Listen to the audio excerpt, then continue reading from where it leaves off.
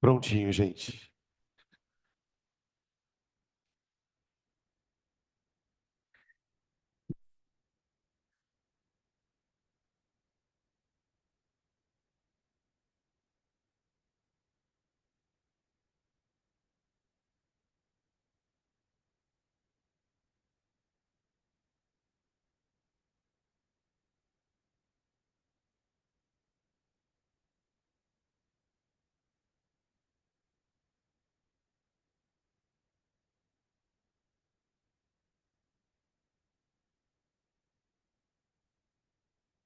Ô, gente, eu terminei a parte de ligações covalentes, certo?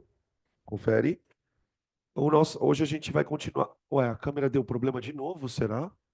Ah, não, é porque tem gente passando na frente, peraí.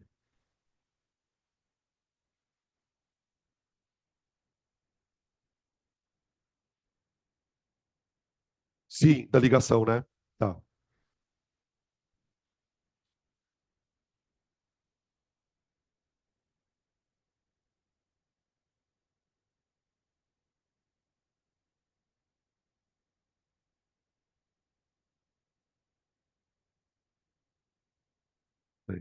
Aí, fala. Na faculdade de farmácia, você tem algumas disciplinas de química. Pelo menos na que eu fiz, tinha. Eu tive que fazer duas químicas gerais, duas químicas orgânicas, duas químicas analíticas, uma físico-química, para depois entrar nas áreas da indústria especificamente. Sou, sou farmacêutico. Farmacêutico com uma pequena incursão. Na verdade, eu não sou formado em farmácia, né? Eu larguei no meio. Aí eu troquei de curso, fui para química. Eu larguei. Ué, por que que ela não tá mais dando zoom?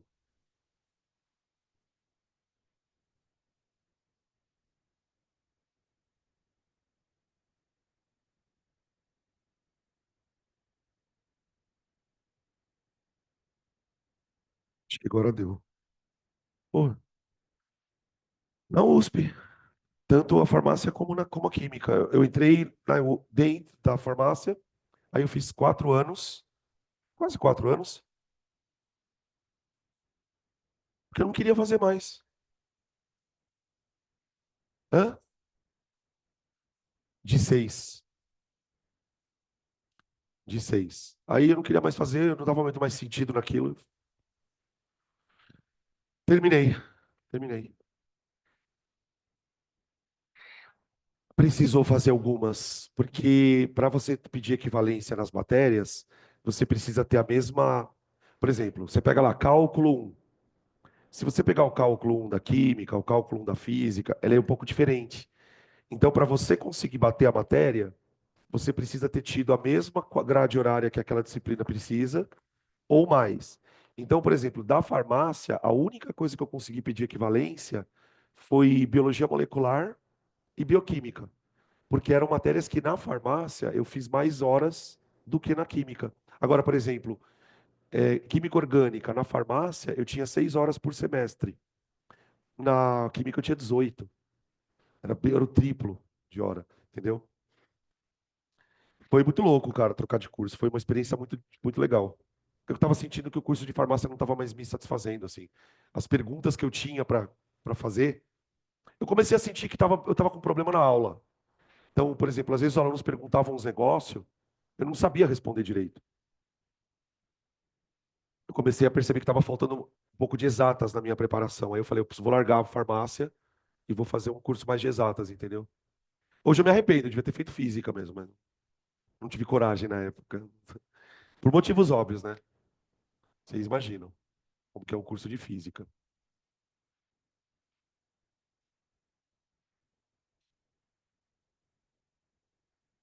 Meu pai ficou chateado quando eu falei que ia largar, ele ficou bem bravo. Ô, gente, vamos entrar no assunto bem importante, que na verdade faz parte do contexto de ligação covalente. Semana passada, a gente discutiu bastante sobre ligações covalentes e a gente aprendeu que uma ligação covalente envolve compartilhamento de elétrons e que esses compartilhamentos de elétrons podem ser classificados em polares ou apolares. Outra questão que está relacionada diretamente com a ligação covalente é o fato de que a ligação covalente ela gera estruturas diferentes de cristais. Quando a gente estudou ligação iônica, não sei se vocês lembram, a gente falou sobre cristal. Ó, a câmera parou de funcionar de novo. Espera aí, gente. Eu vou fazer o que a Ana fez da outra vez. Ela vai sumir, tá, pessoal? Tchau. Foi bom conversar com vocês. Olha o delay que tá esse negócio.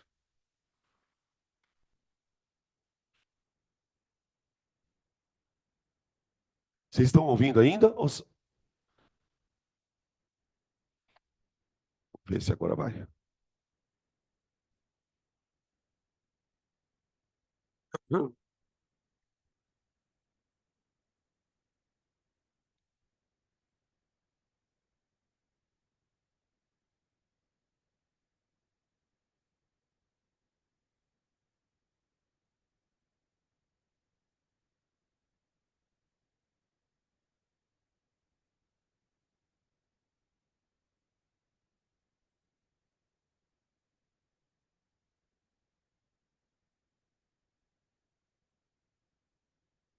Acho que agora ela está indo.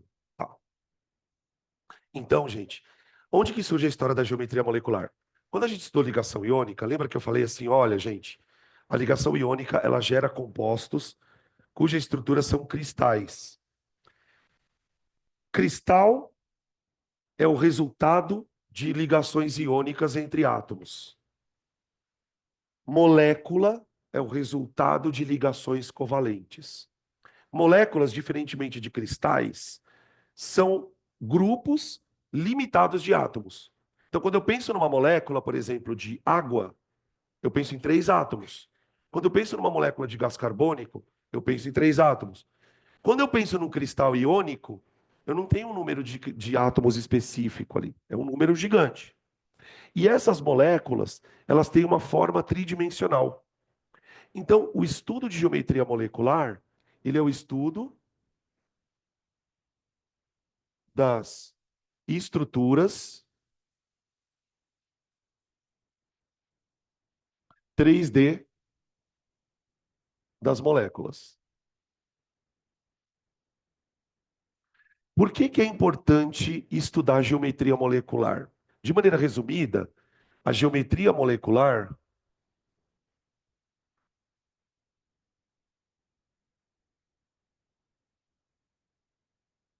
ela está relacionada com uma propriedade muito importante das moléculas, que é a polaridade.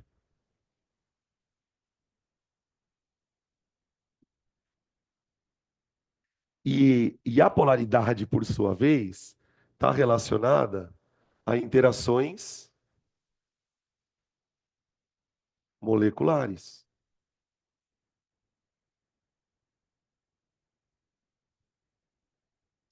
E as interações moleculares estão relacionadas com solubilidade, ponto de fusão, ponto de ebulição, pressão de vapor.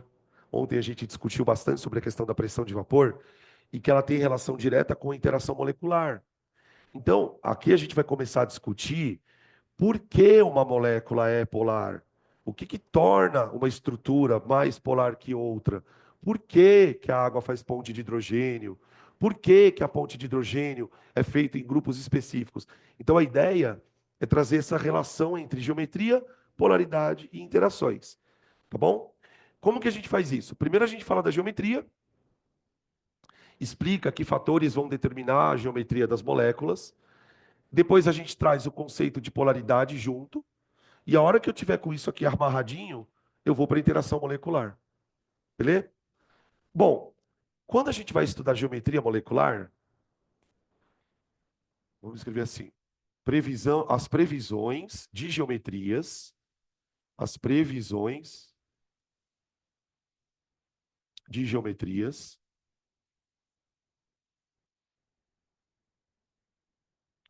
são baseadas no modelo, são baseadas em um modelo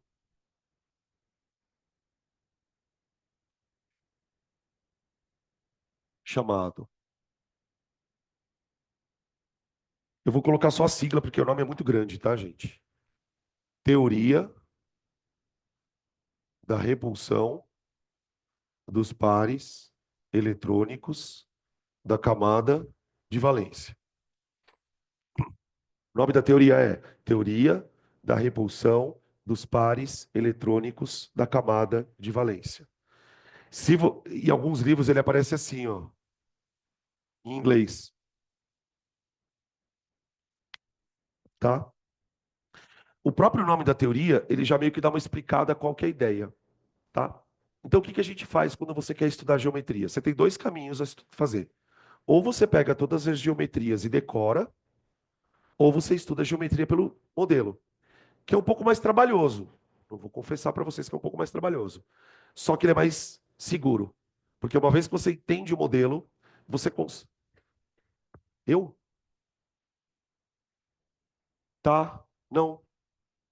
Não. Tá bom. Eu baixei já. Tá. É, quando a gente estuda o modelo da teoria, gente, a gente consegue fazer previsões de qualquer molécula que você nunca viu na vida. O problema de você decorar moléculas é que se sair daquele arroz com feijão já era. Né? Se o cara, por exemplo, não pedir água, não pedir metano, já era. Então, ao invés de colocar uma lista de geometrias aqui, eu vou explicar a teoria. O que que essa teoria diz? Ela fala o seguinte, olha, primeiro eu vou explicar, e aí depois a gente entra nas escritas. Ela vai dizer assim, olha, imagina uma molécula se formando. Para a molécula se formar, os átomos precisam se ligar. Vocês lembram que na semana passada eu enfatizava muito sobre um tal de elemento central? O elemento central ele é importante por dois aspectos. Primeiro, é ele quem vai organizar a molécula. Então, você, na hora de montar a molécula, você começa pelo central e aí vai fazendo as outras ligações. E é o elemento central que vai determinar a forma da molécula. Essa é a sacada. Por exemplo, a água é uma molécula angular. Ela é angular por causa do oxigênio. O CO2 é uma molécula linear. Ele é linear por causa do carbono. E assim por diante. Toda geometria é baseada na configuração dos pares de elétrons da camada de valência do elemento central. Então, o primeiro postulado aqui que a gente vai escrever é o seguinte: a geometria molecular será determinada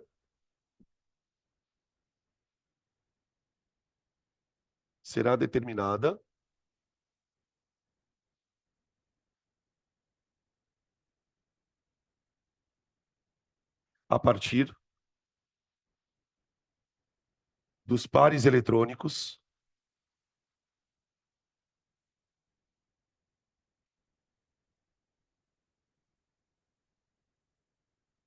da CV do elemento central.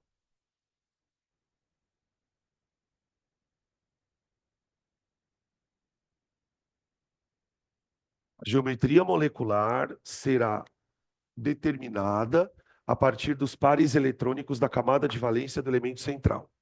Então, lembra que na semana passada eu também falava muito sobre par eletrônico, par eletrônico.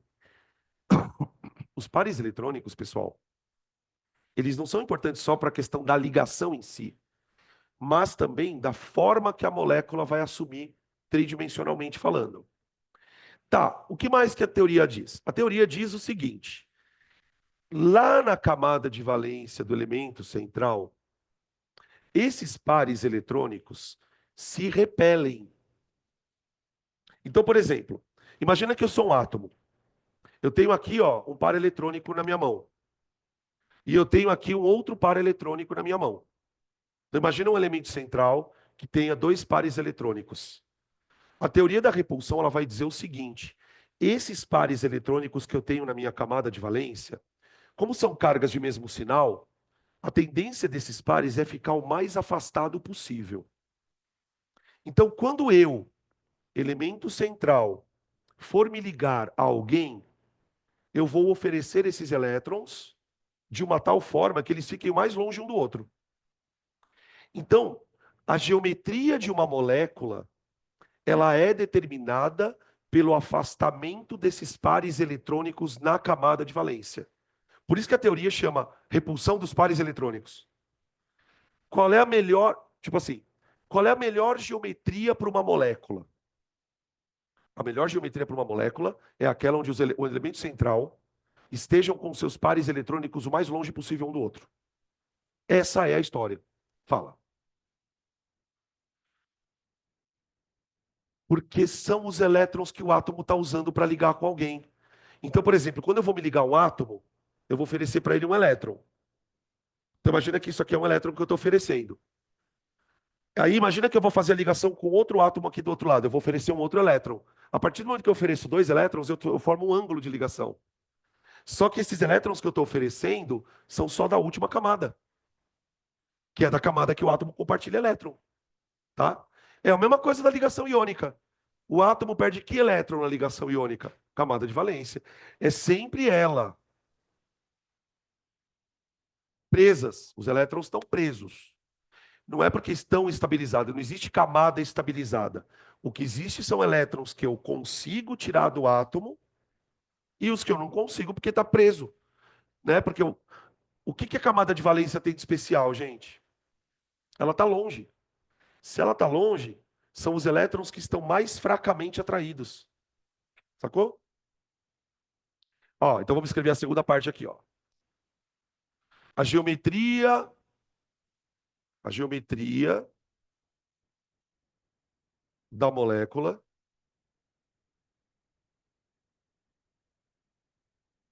deve apresentar hum,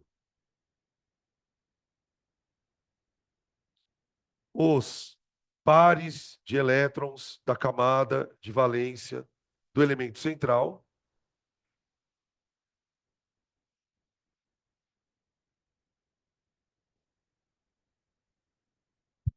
mais distantes possível.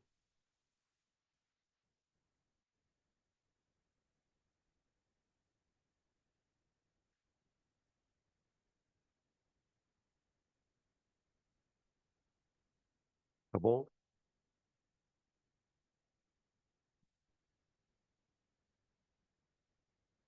Mas, professor, ó, deixa eu só explicar uma coisa aqui para não dar problema. O que é PECV?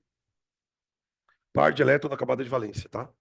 Então, ó, a geometria da molécula deve apresentar os pares de elétrons da camada de valência do elemento central o mais distantes possível.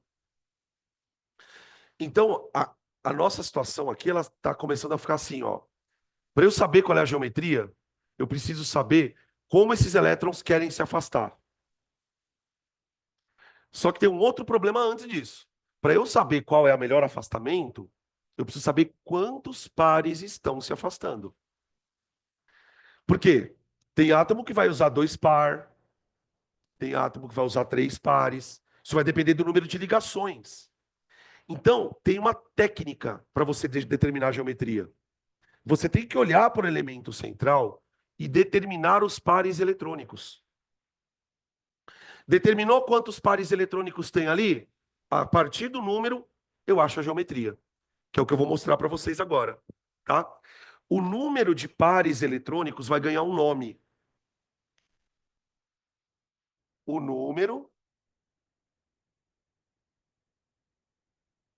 de pares eletrônicos da camada de valência será chamado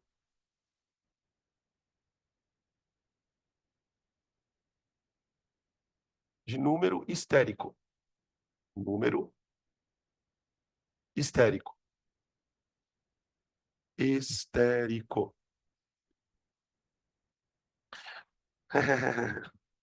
Engraçado, né? Estérico. Não é estérico, o H. Engraçadinho. Isso é o negócio do Freud lá. O que significa estéreo? Sabe o quê? X-Men. Como é que é? Não, não. Éster. Não, é diferente, é outro radical. Esse éster, da palavra éster, vem de ster, que significa gordura, do latim. Esteatose, esteatorreia, tudo é gordura. Esteatorreia é quando você diarreia de gordura. Não, que nome estéreo significa gordura. Ou, presta atenção no acento, caralho. Éster. A gente fala, eu não sei se éster tem acento, né? Mas a sílaba tônica tá aqui. Ester não tá aqui. Você vai chamar tia gordura, tia pelanca. Esse ester aqui, que ester significa gordura. Esse estéreo aqui, ó, é de som estéreo. O que significa som estéreo? Sabe nada também. Ai, Jesus. Sabe quando você está num cinema e aí, por exemplo, tá passando um cavalo, parece que o som do cavalo passa atrás de você? Ou home theater tem isso. Aqueles home theaters que você põe umas caixinhas aqui e as caixinhas aqui em volta. É para você ter uma sensação do que o som é tridimensional. A palavra estéreo significa 3D. Tanto é que essa parte aqui, ó, que a gente chama de geometria molecular, ela se chama estereoquímica. Química. Quer ver outra onde aparece isso? Estereoisômeros. O que são estereoisômeros? Isômeros espaciais. Tá? Então, o termo estérico, que é de 3D. Então, resumindo, o que é número estérico? É o número de pares eletrônicos que vai conferir à molécula uma geometria específica. Tá? Eu vou mostrar para vocês alguns exemplos. O que é isso? Caso 1. Átomo central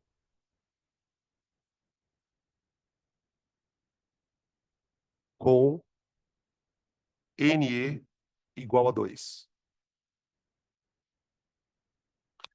Porque assim, quando a gente vai aprender geometria, não sei se vocês vão lembrar disso, mas a maioria dos escolas, ou a maioria dos livros, ensina geometria meio que de um jeito meio decoreba.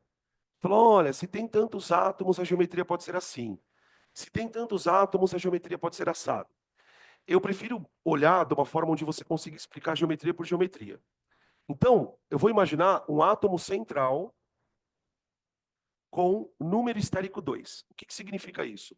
Esse átomo tem dois pares eletrônicos sendo usados na camada de valência. Quer ver um exemplo?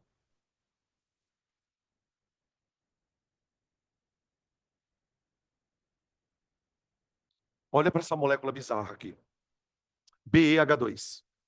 Ela é uma moléculazinha formada por um elemento central, que é o berílio, ligado covalentemente a dois hidrogênios. O berílio, pessoal, ele tem dois elétrons na camada de valência. Ele é um metal, tá? Só que, embora seja um metal, como ele é um metal muito pequenininho, ele não consegue doar o elétron. Então ele é um metal meio bizarro, porque ele faz ligação covalente com o hidrogênio. Aqui, ó. Ligaçãozinha covalente, ligaçãozinha covalente. Isso aqui é a fórmula estrutural dele, certo? Essa fórmula eletrônica, perdão. O que essa fórmula me mostra? Que se você olhar em volta do berílio, eu tenho dois pares eletrônicos. Dois. Fala. É. É a mesma coisa que nuvem eletrônica. Você pode chamar de número estérico, pode chamar de nuvem eletrônica, tanto faz. Tá?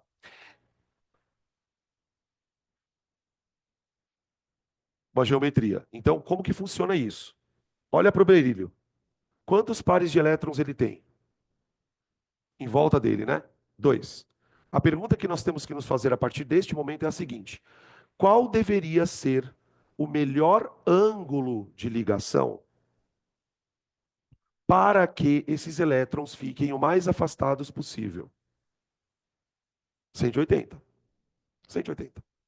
Né? Garantir uma ligação 180 vai fazer com que esses elétrons fiquem bem afastadinhos.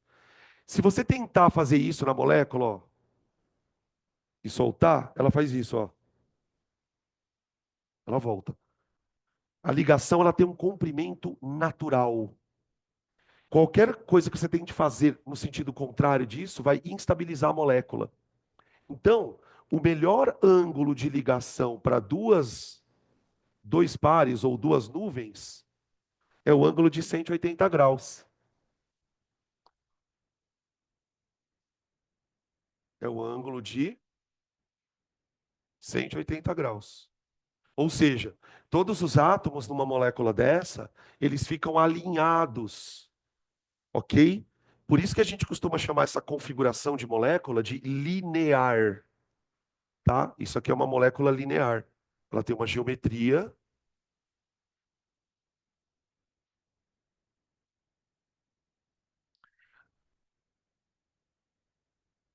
tá bom? E aí, por que que é importante, por que que eu acho interessante você olhar para as nuvens, né? Porque nem interessa quem é o elemento central, não importa, tá? Você quer ver um outro exemplo de uma molécula famosa que também é assim? É que a gente até já chegou a mostrar ela aqui, ó. Ácido cianídrico. O ácido cianídrico, ele tem uma estrutura muito parecida com essa daqui. Por quê? O elemento central é o carbono,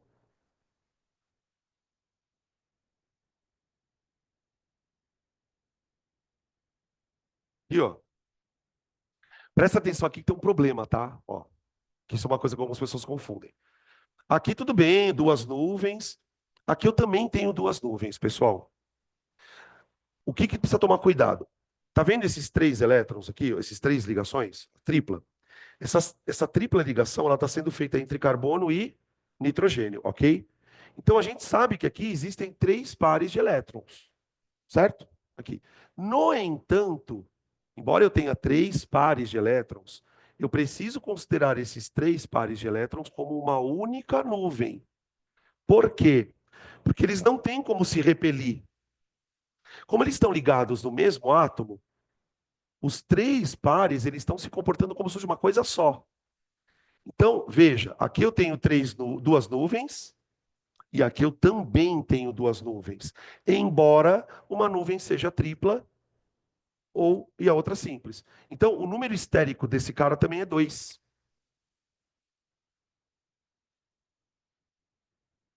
2. Tudo bem? Faz sentido isso? Então, veja, Danilo, o que que eu considero como nuvem?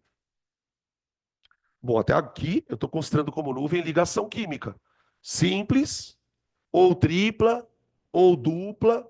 Por exemplo, eu posso estender isso aqui para o CO2. Ó, por que que o CO2 é linear? O CO2 é linear porque o elemento central tem duas nuvens. Tá bom? Beleza. Ah, professor, então quer dizer que toda molécula que tiver três átomos vai ser assim? Não, não, não. Isso aqui é uma mera coincidência. Por exemplo, vamos ver se vocês começam a se ligar no Paranauê. Imagina que eu pegue uma molécula como essa aqui, ó, e resolva do nada, da minha cabeça, meter uma terceira nuvem aqui. Se eu colocar uma terceira nuvem eletrônica aqui, será que essas ligações vão continuar com esse ângulo? Não. Conforme você vai colocando mais nuvem dentro do elemento, os elétrons eles vão se arranjando de outras maneiras. Então a gente passa para o caso 2, que é átomo central com três nuvens, ou átomo central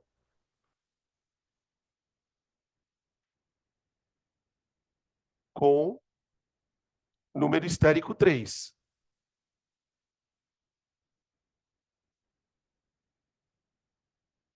Ester. Hum, tá. Oi.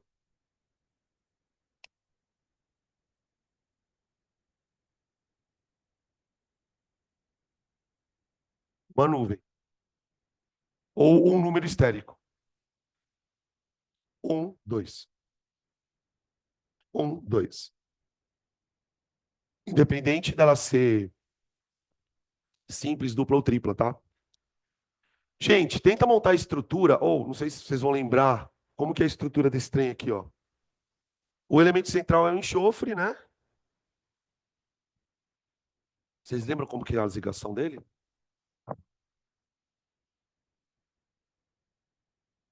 Não, não, antes disso. Como são as ligações dele?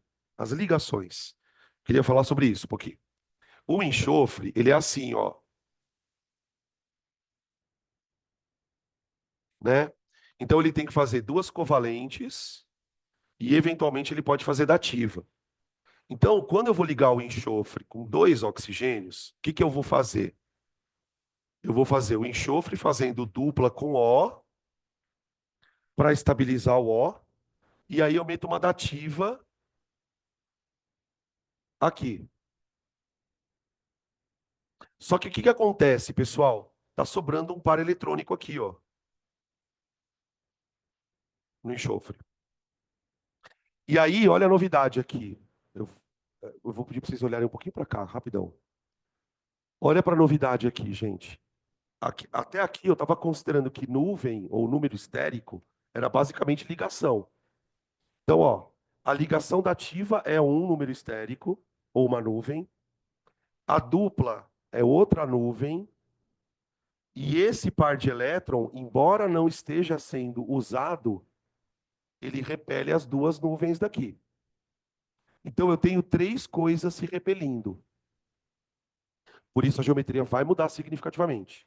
Se eu tenho três coisas se repelindo, a nossa pergunta é a seguinte: qual deve ser a melhor configuração para que essas coisas estejam o mais distantes possível uma da outra? Então, a geometria mais estável para essa molécula, ela teria que ser uma coisa meio que assim, ó. Eu vou imaginar que esse cara, ele está dentro de um triângulo, assim, ó, tá? O enxofre, ele é meio que centro de um triângulo. Em um dos vértices do triângulo vai ter o par eletrônico. No outro, você vai ter um oxigênio. E no outro, o outro oxigênio. Tá vendo? Tá? Quanto mede esse ângulo aqui? Se ele mede aproximadamente 120 graus. Tá? Beleza? Então, quando eu olho para a molécula aqui, pessoal, isso não é mais uma molécula linear, ó. Ela está formando um chapéuzinho, tá? Quando ela forma esse tipo de chapéuzinho, a gente vai chamar a geometria de angular.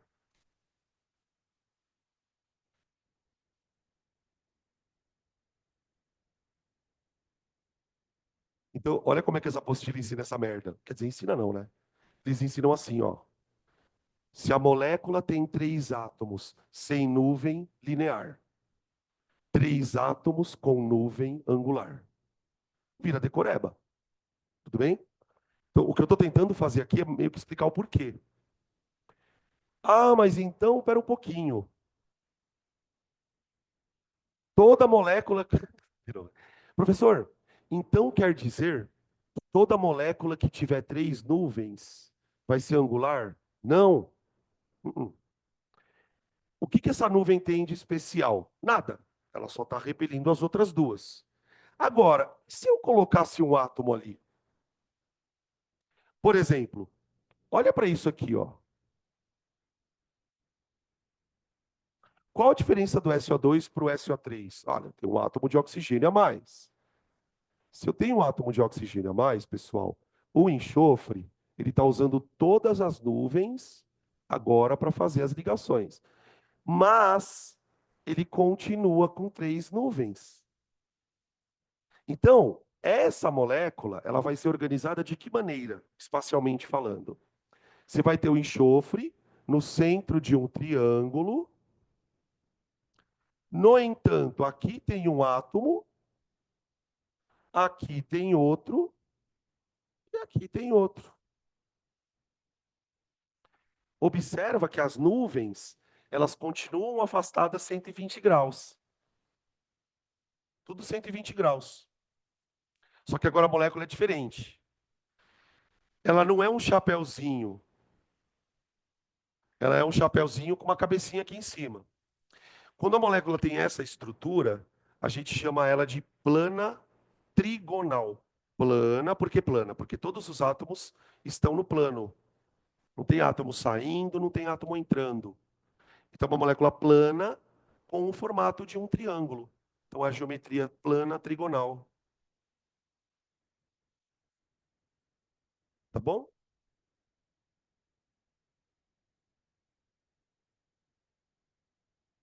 Então, tipo assim, pessoal.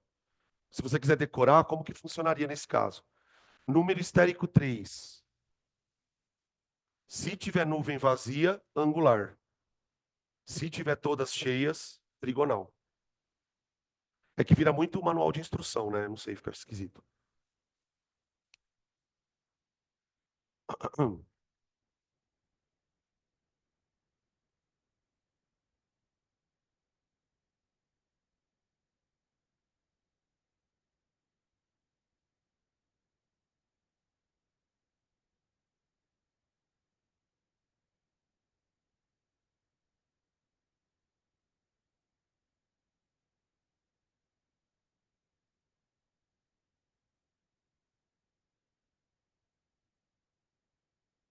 Pronto. Só para vocês pensarem um pouquinho.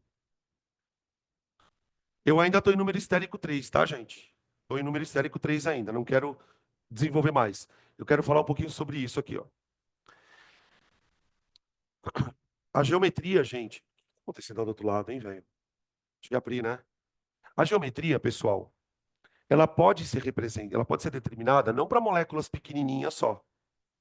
Você vê que aqui, ó, eu tenho uma molécula um pouquinho mais complexa. São 6 átomos. Como que eu poderia determinar a geometria? Bom, a primeira coisa que eu vou fazer aqui é tentar desenhar uma estrutura. Por quê? Porque daí eu vejo quantas nuvens eletrônicas tem nos caras, tá? Por onde eu começo aqui, gente? Porque assim, não tem um elemento central, né? São 6 átomos, 2 carbonos, 4 hidrogênios. Como é uma molécula orgânica, normalmente a gente começa pelo carbono, né? Vocês lembram que a gente começa fazendo a cadeinha de carbonos? Pensa comigo aqui, ó.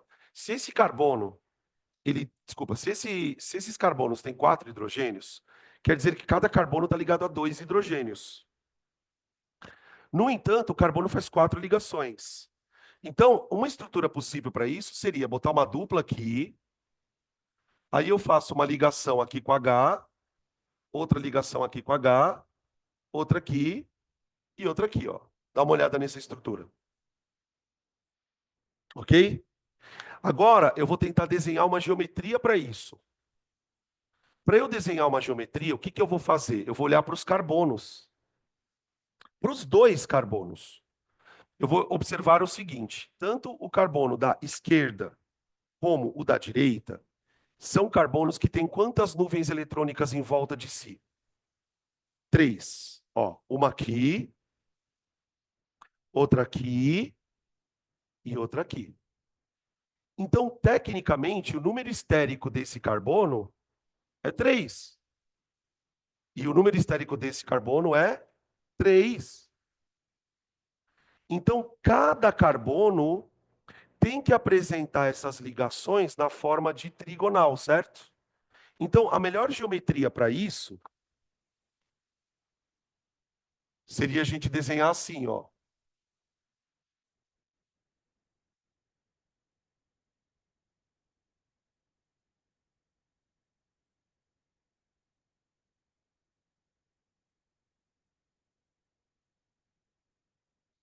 Sim?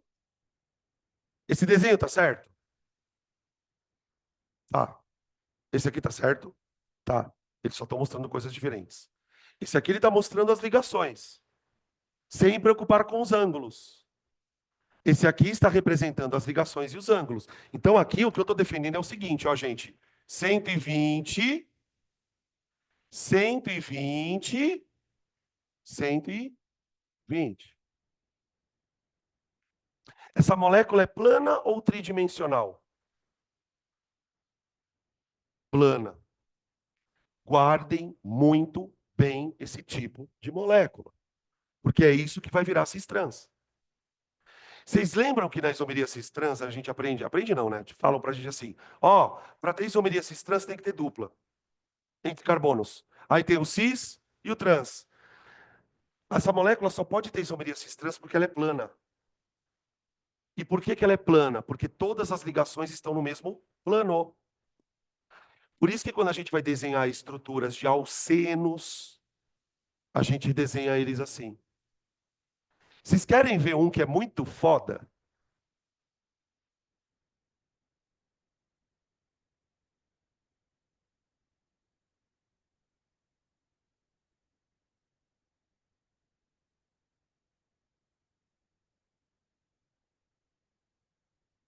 Você pode, então, aqui você pode falar o seguinte: você não vai ter um nome para ela. Você pode falar assim: cada centro estereogênico é trigonal. Cada pedaço dela. Isso aqui vai ser chamado de centro estereogênico. O que que é o centro estereogênico? É aquilo que vai dar forma para a molécula. Então, tipo assim, você não precisa escrever que essa molécula é trigonal, porque ela não é. Ela tem uma parte trigonal e outra aqui. O que basta para esse tipo de situação, Bi, é você olhar para cada carbono e enxergar a geometria. Porque, porque o que você vai enxergar, né? A gente usa muito isso na orgânica.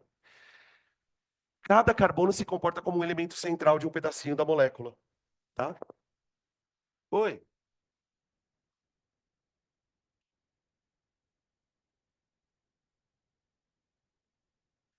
mas por que que você está querendo isso? Hã? Fala, fala, fala. O que que você quer com isso? Fala. Confusa com o quê? Vamos lá. Mas quem falou que ele vai pedir para categorizar? Porque não tem nome. Como é que você vai caracterizar um bagulho que não tem nome? O máximo que ele pode pedir para categorizar é o seguinte: qual a geometria do carbono tal? Aí tudo bem. Ah, qual que é a geometria desse carbono? Ah, ele é trigonal. Porque, por exemplo, o que que vai acontecer daqui a pouco? Eu vou meter uns carbono saturado aqui. E carbono saturado já não é mais já é 3D. Então pode acontecer de você ter uma parte da molécula trigonal e outra tetraédrica, entende? Por isso, naquele lugar, tá? Por exemplo, qual é a geometria do benzeno? Não tem geometria. Não tem. Mas eu posso olhar para cada carbono e tentar imaginar o que está acontecendo. Ô, gente, dá um zoom em um carbono do benzeno. Só um é o suficiente. Porque depois você vai ver que todos são iguais. Por exemplo, ó, se eu pegar esse carbono aqui, ó, ele está fazendo uma simples, desse lado. Aqui ele está fazendo uma dupla. E aqui tem um bonitão H. Me fala, pelo amor de Deus, se isso não é igual a isso. Só que a diferença é que agora você tem um monte desses grudado. Então, quando você vir, daqui a pouco eu falando, que o benzeno é plano, você já sabe por quê. Todos os átomos do benzeno estão no mesmo plano, inclusive os hidrogênios. Inclusive os hidrogênios. Tudo bem? Estruturas, esse carbono aqui, ó, já para já a gente vai chamar ele de sp2. Esse é o carbono sp2. Fala.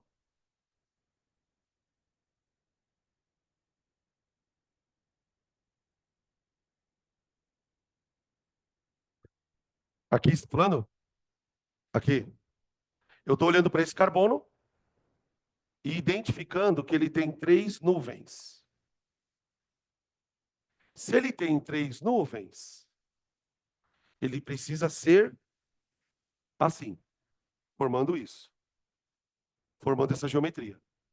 Então, quando eu fui desenhar a geometria, eu fiz exatamente isso. Ó. Olha para o carbono e vê se ele não está formando um trigonalzinho aqui. Ó. Então, desse lado eu tenho um trigonalzinho para cá e do outro lado também aqui. Eu fui emendando a geometria. Tá? Essa análise foi feita a partir dele.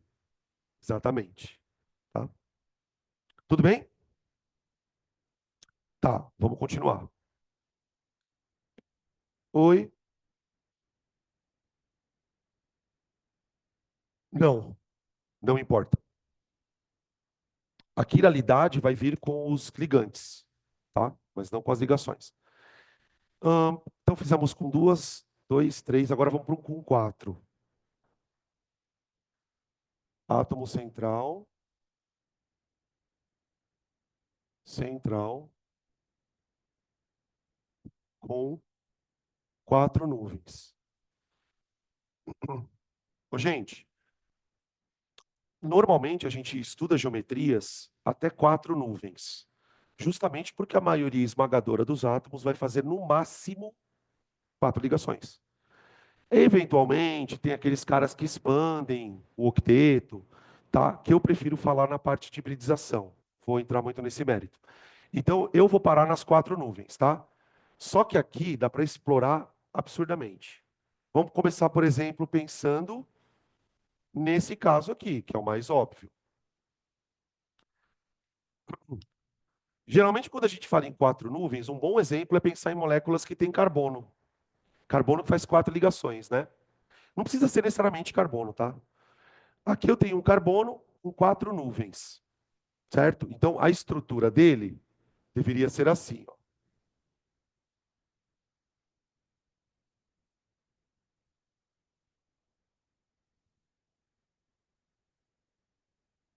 Aqui, ó.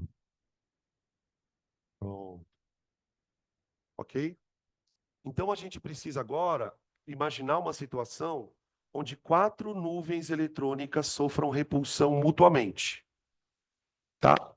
Nesse caso, a gente teríamos duas opções. Se essas quatro nuvens ficarem no mesmo plano, como estão desenhadas aqui, a ligação fica 90 graus de ângulo para cada uma. No entanto, se eu tentar desenhar essas moléculas, esses átomos tridimensionalmente, eu consigo montar uma estrutura onde os ângulos sejam maiores do que 90 graus. O ângulo máximo aqui, esse ângulo aqui, ó, ele vai ser de aproximadamente 109 graus. Só que para isso acontecer, a molécula não pode mais ser, ela não pode ser bidimensional. Como assim? Do que eu estou falando? Deixa eu mostrar para vocês. Tenta imaginar um tetraedro.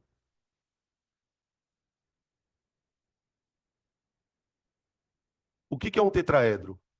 É um sólido de quatro faces, né?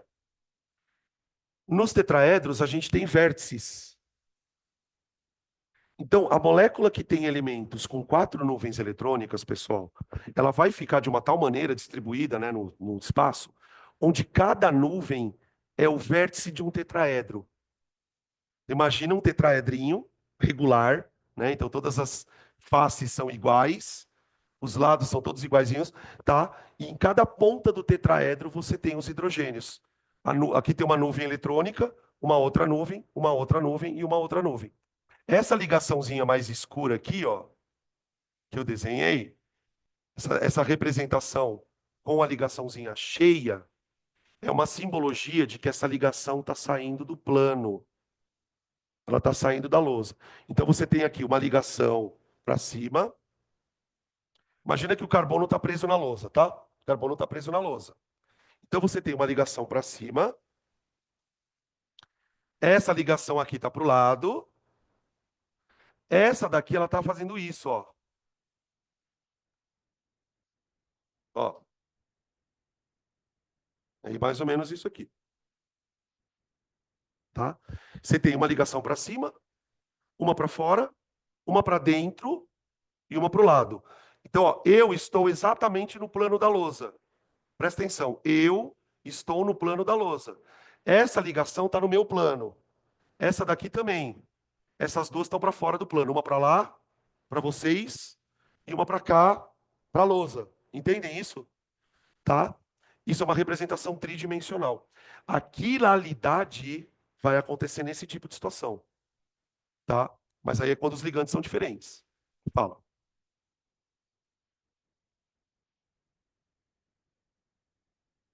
É,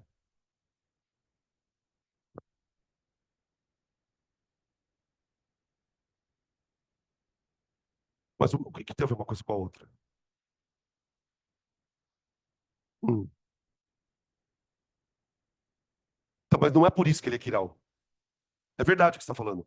Na verdade, é assim, deixa eu te explicar. Todo carbono quiral é 3D, mas ele não é quiral por causa disso. 3D, pode. Esse aqui não é quiral. Vocês lembram o que considera um carbono quiral ou não? Olha para os quatro ligantes. Se você encontrar dois que sejam iguais, ele já não é quiral, tá? Como que eu vou chamar então essa geometria? De tetraédrica.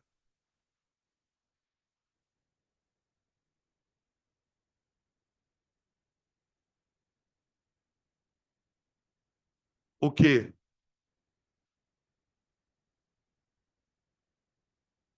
Que fenômeno você está falando?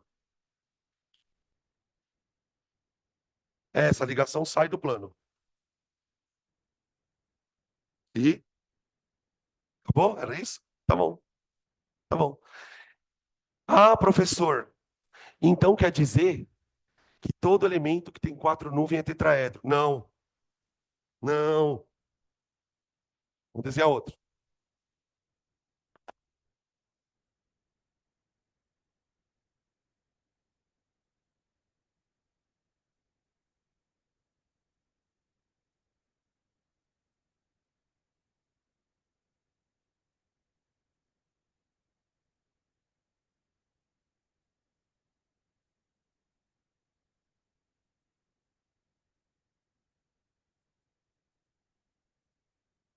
Primeira uma diferença aqui, ó.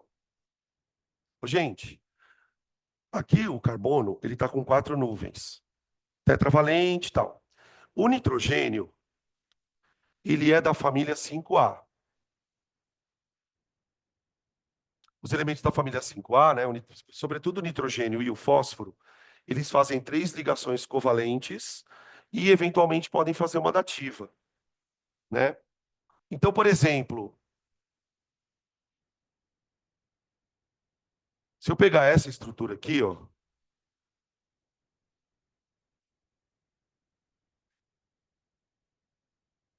eu vou olhar para o elemento central e vou perceber que ele tem quatro nuvens também.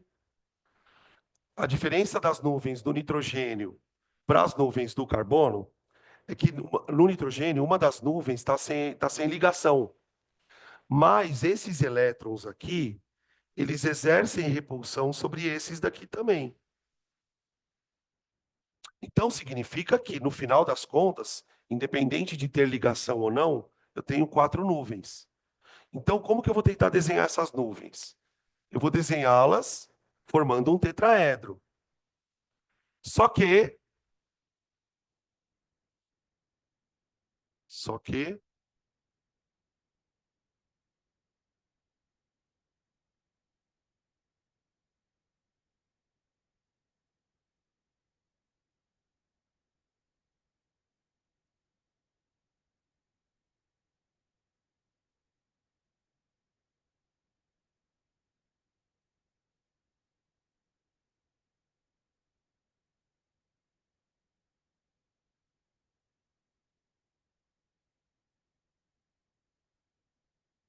consegue enxergar o tetraedro, gente? Ó, aqui está em cima, uma parte de cima, e as perninhas de baixo. Só que daqui, ô, gente, aqui eu não posso chamar de tetraedro. Primeiro porque já tem aquela figura ali que é tetraedro. A gente não pode usar o mesmo nome. Eu vou olhar para isso, como aqui está vazio, né? Eu posso enxergar que isso aqui, ó, é como se fosse uma piramidezinha. O bico da pirâmide aqui, ó, seria o nitrogênio e os pezinhos da pirâmide seriam os Hs, tá? Então essa geometria aqui, ela é chamada de piramidal geometria piramidal trigonal. Maldição desses nomes, maldito. É, por que que ela é uma geometria piramidal trigonal? Primeiro, porque é uma pirâmide. E segundo, o chão da pirâmide é um triângulo. Tá? Porque existem geometrias um pouco mais complexas, onde a molécula pode ter uma geometria com a pirâmide de base quadrada. Nesse caso, não, é uma geometria com o chão dela triângulo, tá? E esse par de elétron aqui fica solto, tá? Fala, Duda.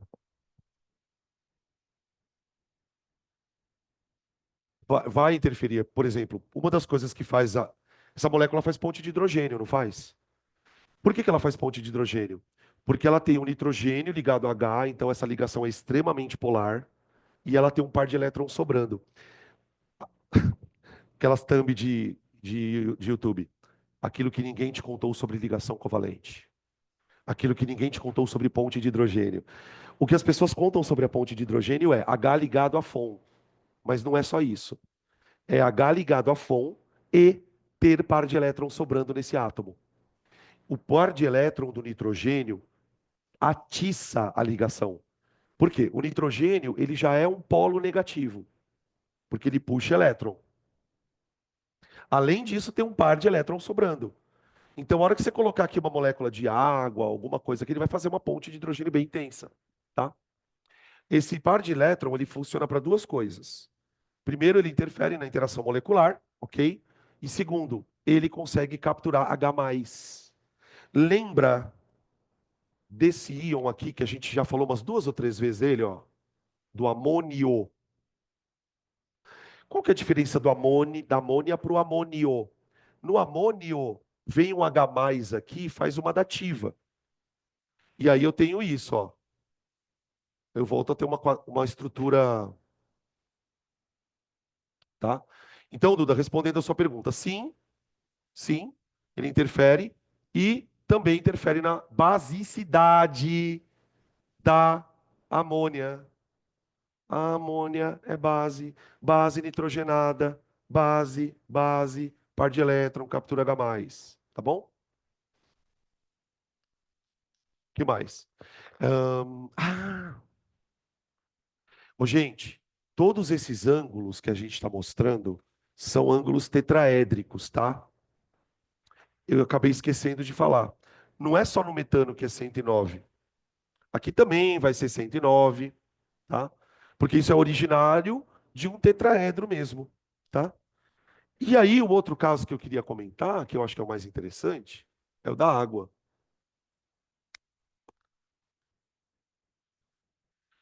Por exemplo, não sei se vocês sabiam que existem dois tipos de moléculas angulares. Existem as angulares que têm ângulo de 109 graus e tem as angulares que têm ângulo de 120 graus. Eu mostrei para vocês aqui agora há pouco a que tinha ângulo 120. Agora eu vou mostrar o da água. Por que que a água tem ângulo de 109 graus? Ó, aquilo que ninguém te contou sobre a água. Pior é que dá certo, viu, esses negócios. Eu tenho uns vídeos lá no TikTok, os que é mais procurado é os que mais eu atiço. Quantas nuvens eletrônicas tem aqui, gente? Quatro. Então elas vão se distribuir como um tetraedro.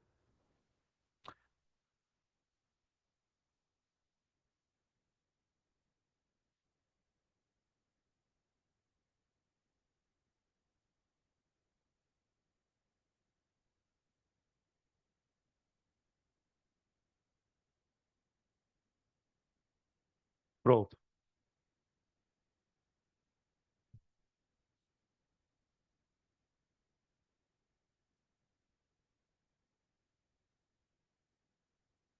Oi.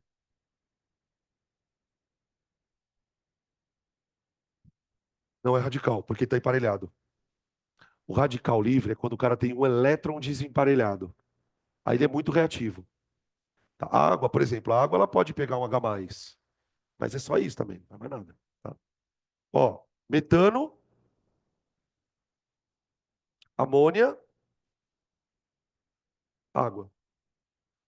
A água é o que sobrou do tetraedro que foi desmontando. Aqui você tem um par de elétron, ó, e outro aqui, tá?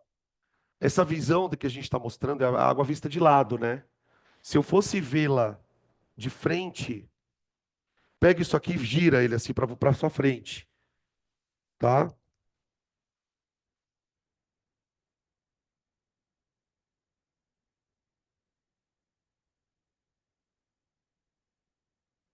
Ó, esse ângulo aqui, ó, Eu vou chamar de geometria angular também.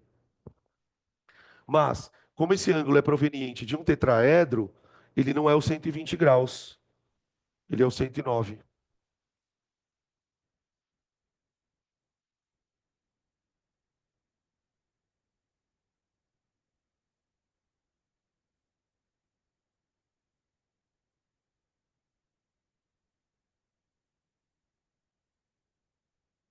Tá bom?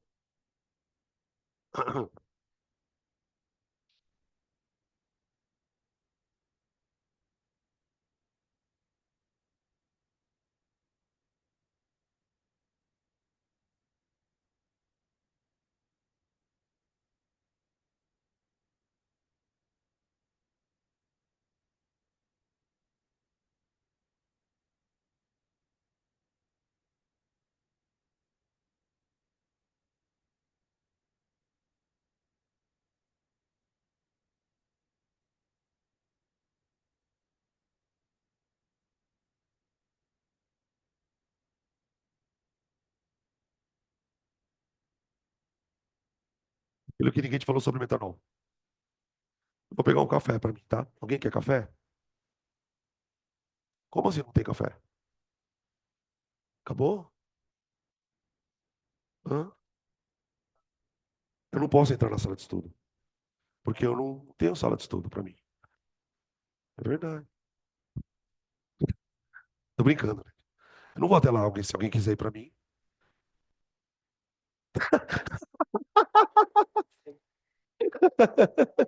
Se fudeu, ninguém mandou dar ideia. Ah, vai lá, puta, obrigado, Fabrício. Não, não, para, não faz assim. Não, coitado. Vai, e agora, gente? Como que eu faço a geometria do metanol? Quem que é o elemento central? Bom, eu vou começar pelo carbono, né? Hã? Ah, você quer ver? Senta aqui então, depois você vai. Você vai. Eu vou começar pelo carbono. Ô, gente, vocês conseguem imaginar como seria a estrutura disso? Para quem lembrar um pouco de orgânica, fica bem mais fácil. Ó, o carbono ele vai fazer três ligações aqui, ó. Aí ele vai emendar aqui com O e com H. Tá, agora veja, olha para esse carboninho. Ele tem quantas nuvens? Quatro. Olha para o oxigênio. O oxigênio tem quantas nuvens? Quatro. Nunca esqueça que o oxigênio tem quatro nuvens. Por que que eu estou falando isso, gente? Por que que o oxigênio tende a formar coisas angulares? Por causa das quatro nuvens. Então, conforme você vai acostumando com essas questões aqui, você vai olhando para o átomo e já vai enxergando o que que ele é. Então, por exemplo, se eu vou tentar desenhar essa molécula 3D. Eu vou desenhar um tetraedro, que seria o carbono. Opa. Aí eu vou desenhar aqui, ó, os ligantes.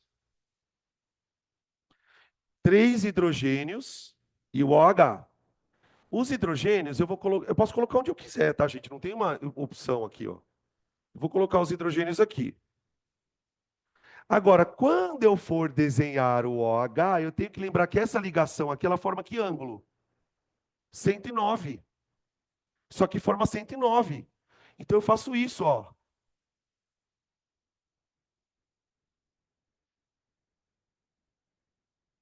Entenderam? Ah, qual que é o nome? O tetraedro com uma girafa, sei lá.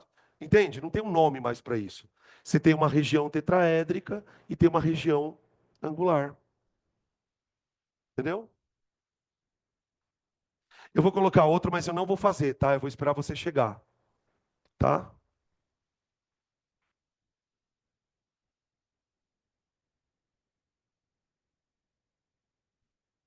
Você não é obrigado a fazer tridimensional, tá?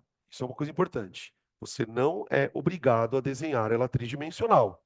Eu estou desenhando porque caso o exercício peça alguma coisa desse tipo, tá?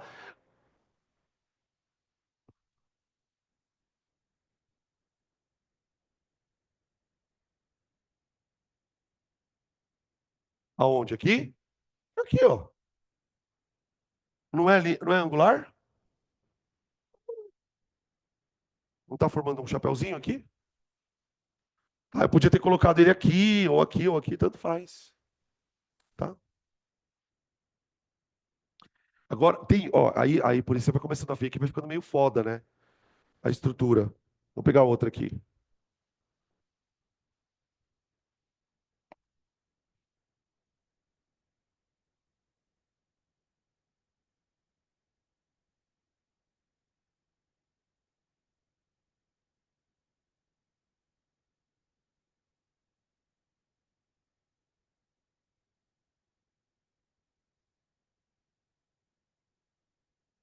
Oi. Sei, sei, sei. Ah, por que você quer colocar outro H mais na água? Por que você queria colocar outro? Eu não entendi. Ah, um par de elétron? Ah, podia, né? Bem que podia, né? Hum, Não, não, não tem, não existe. Isso aí tá tudo certo. Talvez a gente possa pensar, especular, né? Vamos especular. Quando você põe um H mais aqui, sim, isso aqui vira H3 ou mais. Como que um outro H mais vai chegar se a carga desse cara já é positiva? Entendeu? Pode ser por causa disso. Outra especulação. O que que acontece às vezes quando uma molécula tem par de elétrons sobrando? Vamos supor, aqui tem dois par de elétrons sobrando. Aí vem um H mais aqui e gruda.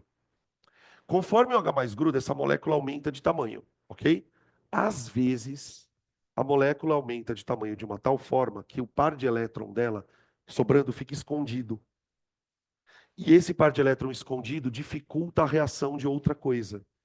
Então isso é chamado de impedimento estérico. Olha o nome de novo. Impedimento estérico, porque a molécula ficou meio gorda, o par de elétron não consegue ser atacado pelo hidrogênio, então pode ser por causa do impedimento elétrico ou do estérico, mas não sei. Tá? Fala, Malu.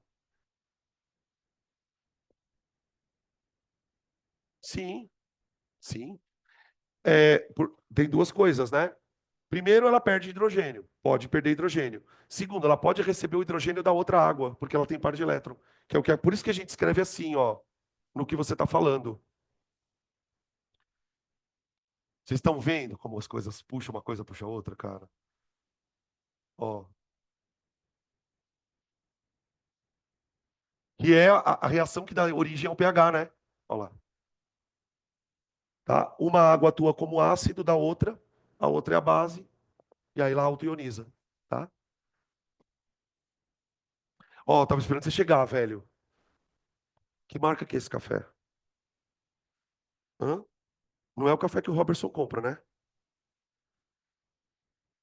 Nossa, bem melhor. Nossa. Vocês podiam dar uma indiretinha pra ele, né? Vocês já falaram o que pra ele?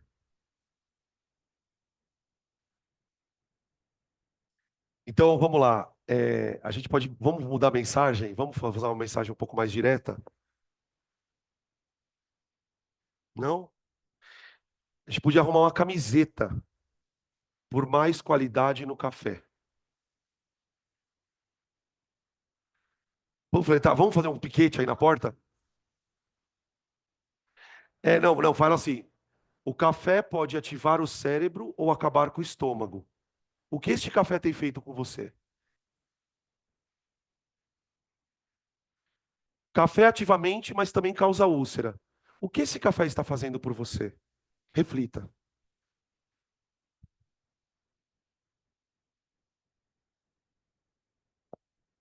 Caixinha de sugestões, né? A gente pode fazer o seguinte: eu vou fazer uma comissão interna aqui para a gente destituir o. Porque qual que é o problema do Pense? Quem cuida do dinheiro é o Robertson. Esse é o grande problema. Se a gente tirar o Robertson e colocar o Eloy, já dá uma boa melhora. O Eloy é bom, né? Então, Eu vou tentar fazer isso, vou fazer uma sindicância. Que molécula é essa aqui, hein? Vocês lembram dela? Serve para tirar esmalte. Acetona. É a propanona. É essa mesma. Como que é a geometria disso, hein? É aquilo que eu falei. Vai olhando carboninho por carboninho. Então, primeiro, se você tiver dificuldade de enxergar ela assim, abre a molécula. Ah, professor, mas eu não sei abrir a molécula. Ai, fodeu, né? Aí não tem jeito. Mas isso depois a gente vai praticando, tá? Ó, isso é a molécula. Aí você vai olhando para os carbonos e vai contando as nuvens. Ó, esse carbono tem quatro. Então ele é um tetraedrinho. Esse aqui é.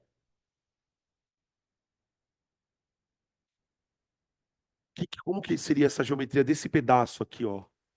Trigonal. Porque, ó, esse carbono, ele tem três nuvens, ó. Então, eu tenho que desenhar uma coisa assim, ó. Ó, que foda. Eu vou começar com o carbono do meio, assim, ó. Ok? Aí, essas três perninhas aqui, ó, junto com essa, tem que formar um tetraedro.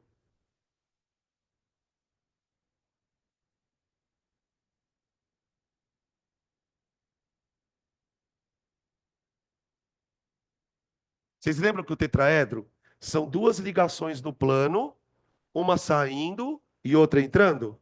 Então, ó, duas no plano, uma saindo e outra entrando.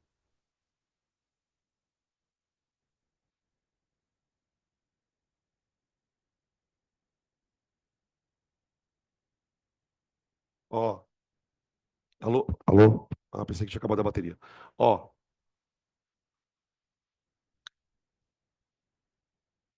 consegue enxergar? Então, ó, aqui seria trigonal plana, aqui um tetraedro, outro tetraedro,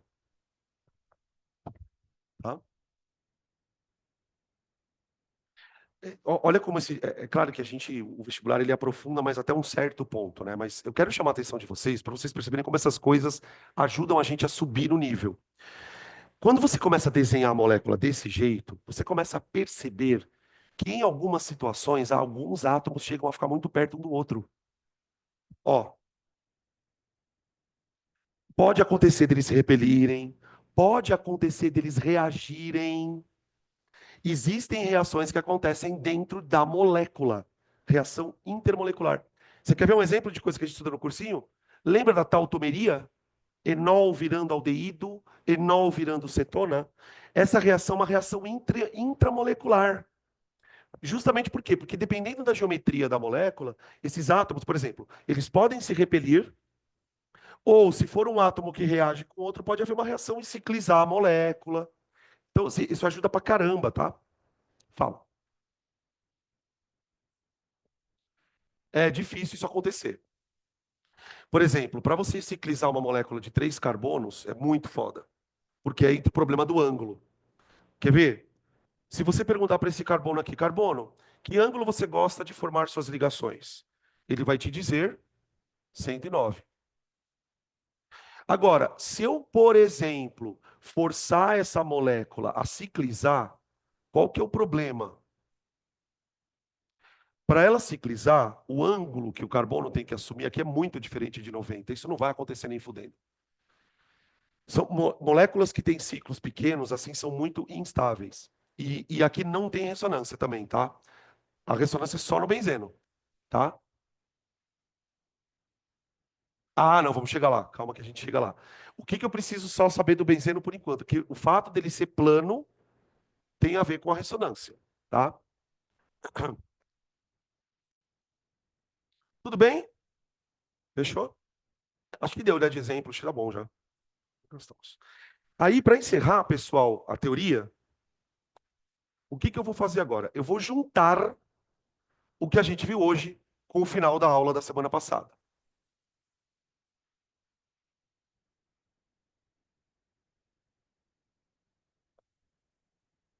Previsão da Polaridade molecular.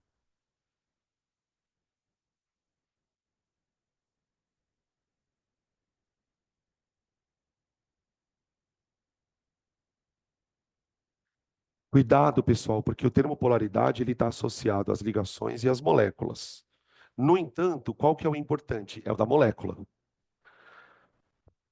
Para você prever a polaridade de uma molécula, é um roteirinho.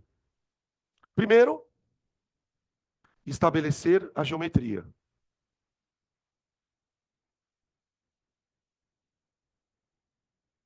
A geometria, tá? Depois, atribuir a cada ligação, atribuir a cada ligação o vetor momento de dipolo. Se você não lembrar disso, espera que eu vou relembrar. O vetor momento de dipolo.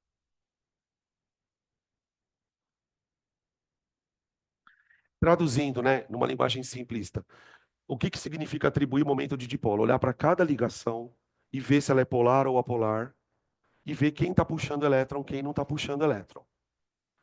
Depois que você atribuiu os vetores, você faz a soma vetorial. Soma vetorial. Lembrando aqui, pessoal, antes que alguém se assuste, em nenhum momento nós vamos calcular vetor algum, tá? Eu só quero saber se tem o vetor ou se não tem. Depois, o que que eu faço? Eu vou somar os vetores. E aí podem acontecer dois resultados. Se o vetor resultante,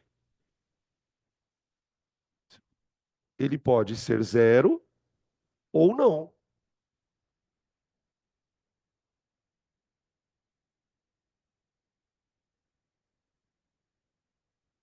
E é justamente aqui que entra a história da polaridade. Por quê? Se a molécula tem um vetor momento de dipolo, é porque ela é um dipolo. Ela tem um polo negativo e um polo positivo. Se na hora de atribuir os vetores, a gente perceber que eles se anulam, aí eu vou dizer então que a molécula não tem momento de dipolo, tá? Vamos pegar exemplos aqui de moléculas que a gente acabou de desenhar, tá? E aí eu vou fazendo passo a passo.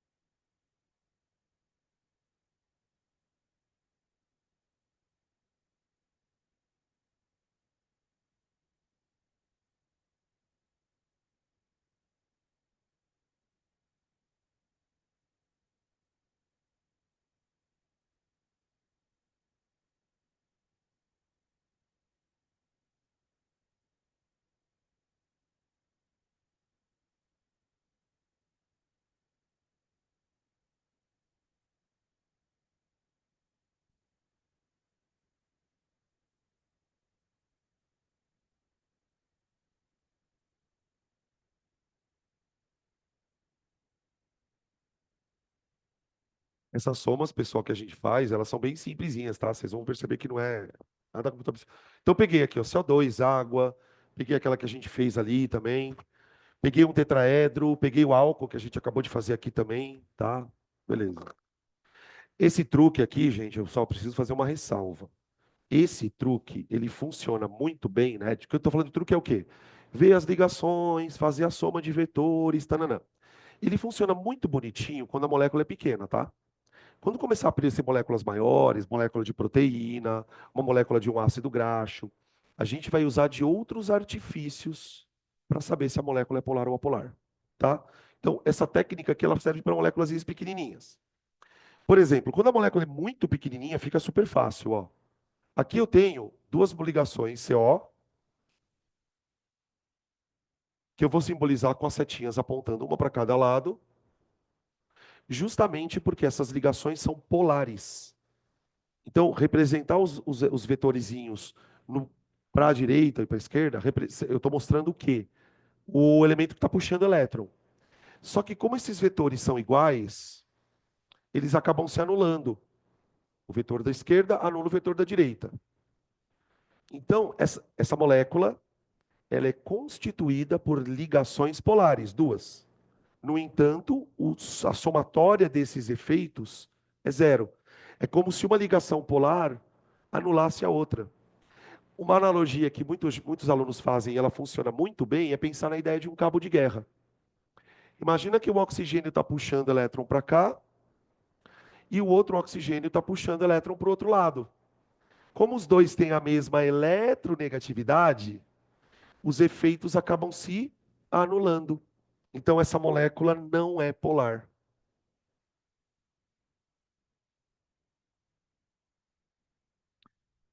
Então, ó, isso que eu vou falar agora não é uma contradição. É uma molécula apolar com ligações polares. Tudo bem? Então, muito cuidado quando vocês ouvirem o termo polar na prova. Vejam do que ele está falando.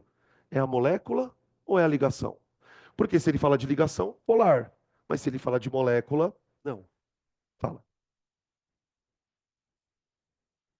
É, isso. Aqui, por exemplo. Ó. E na água? Veja que na água eu também tenho dois vetores. Eu tenho um vetor apontando para cima e outro apontando para cima. Gente, será que esses vetores se anulam? Bom, um está apontando para a esquerda, o outro está apontando para a direita, mas os dois estão para cima. Então não tem como eles se anularem. Não tem como eles se anularem. Então essa molécula, ela tem um vetor resultante. O que isso quer dizer? Que ela tem um dipolo. Ela tem uma região mais negativa. Ela tem uma região menos negativa. Os efeitos do cabo de guerra não se anulam. É disso que eu estou falando. Tudo bem? Tá? Oi,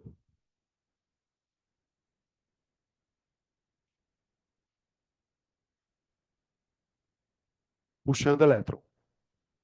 Aqui também, ó. Que é isso aqui, ó.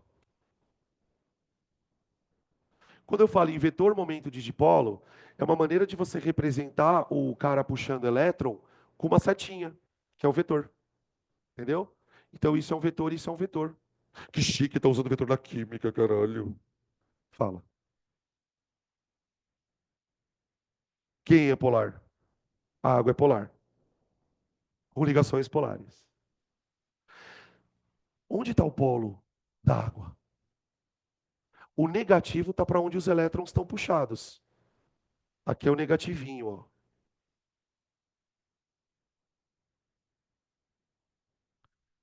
Essa simbologia aqui, pessoal, é o que a gente representa quando você quer dizer que a região é um polo. Isso aqui é uma letrinha grega que simboliza o polo. Polo, polo. Então, a região negativa, região positiva.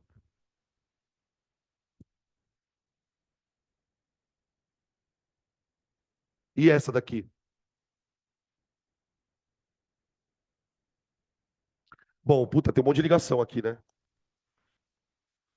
Bom, a ligação CC não tem polaridade. São dois átomos iguais, ninguém puxa elétron, então aqui eu não vou nem desenhar elétron. Puxando, né?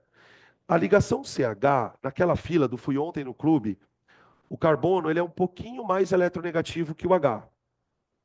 Fui no clube, briguei e saí correndo para o hospital. Então, o carbono, ele puxa um pouquinho.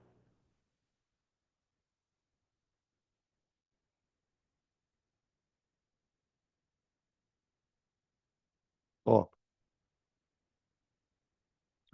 que aconteceu aqui? Zero. Esse vetor aqui, ó, ele está na mesma direção, só que sentido oposto a esse. E esses dois também. Então, aqui a resultante dá zero. Ô, gente, para aqui que eu vou falar uma frase muito importante.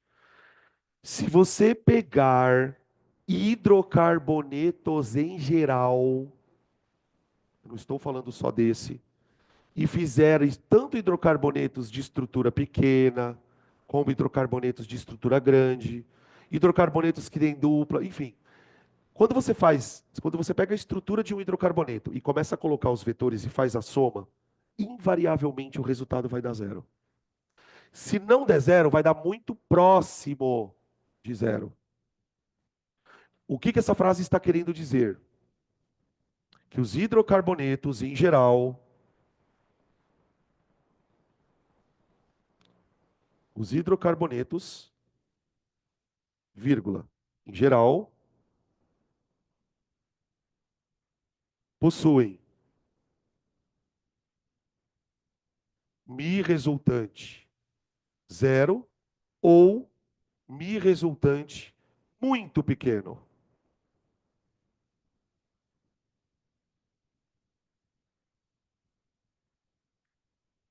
É daí que você traz, quase que no seu inconsciente, a frase: todo hidrocarboneto é apolar. Tá? É justamente dessa percepção que a gente guarda essa informação dos hidrocarbonetos serem apolares.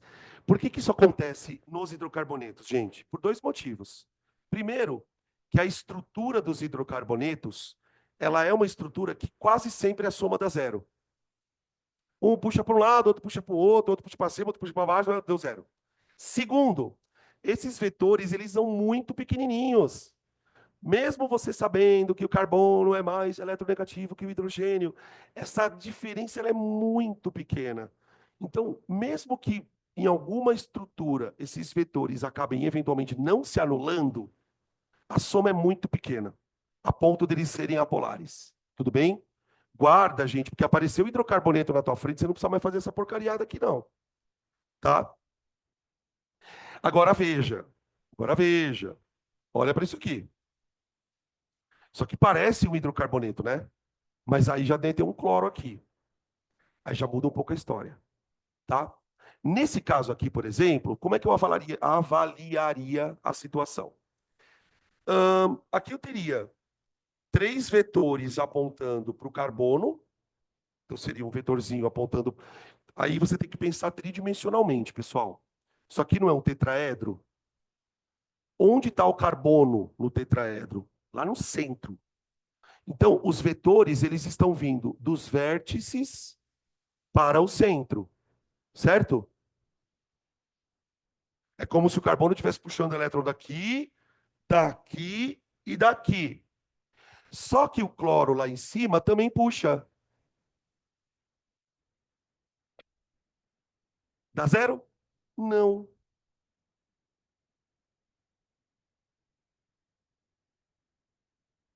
Entenderam? E se fosse hidrogênio lá em cima? Aí daria. Porque o que aconteceria se fosse hidrogênio aqui, ó? Se aqui fosse hidrogênio, esse elétron estaria, essa flechinha estaria para baixo. Aí eu teria três entrando aqui e uma para baixo. A soma daria zero. Elas se anulariam. Tá? Fica mais difícil provar isso porque é 3D.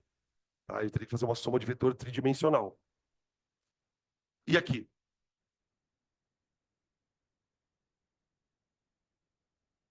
Bom, deixa eu só fazer uma coisa que eu esqueci, perdão. Aqui seria o negativo, né? E aqui os positivinhos, tá? Tá bom? E a última aqui do álcool.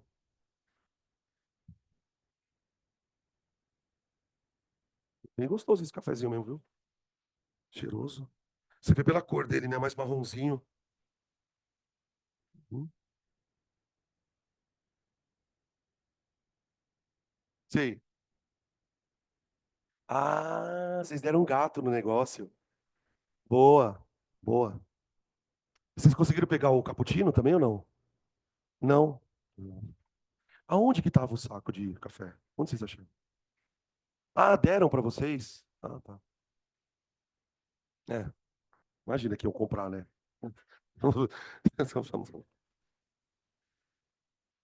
Bom, vai, tudo bem, vai. Cada um é cada um. E aí? Ó, o carbono puxa elétron dos Hs.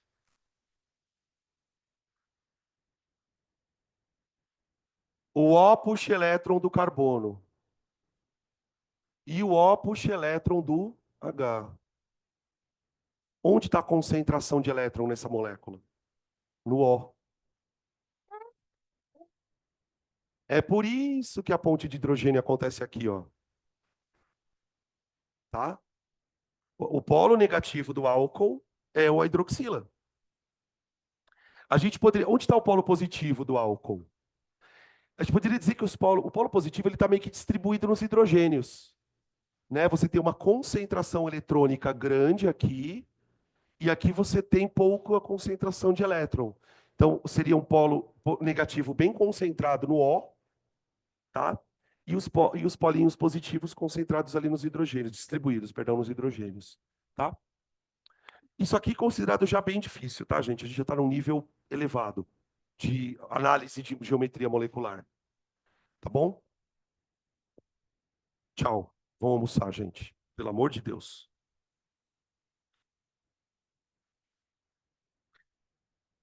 A semana que vem a gente encerra a teoria de ligações, fazendo exercícios e falando de ligação metálica, tá bom? Beleza? Oi. É a próxima aula. Eu não dei ela hoje, o Cami, nem a semana passada, porque eu estava muito atrasado na turma.